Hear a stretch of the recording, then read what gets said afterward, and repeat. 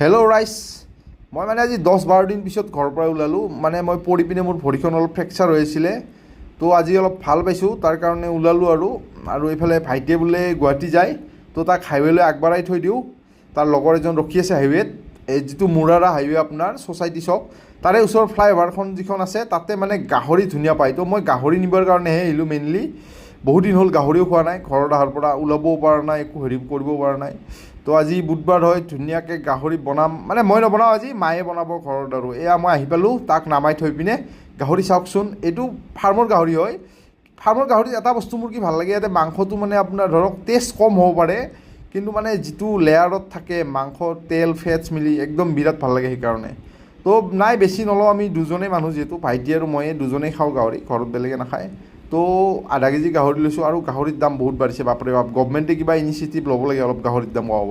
এয়া মই গাহৰি লৈ ওলালোঁ আৰু ঘৰলৈ বুলি।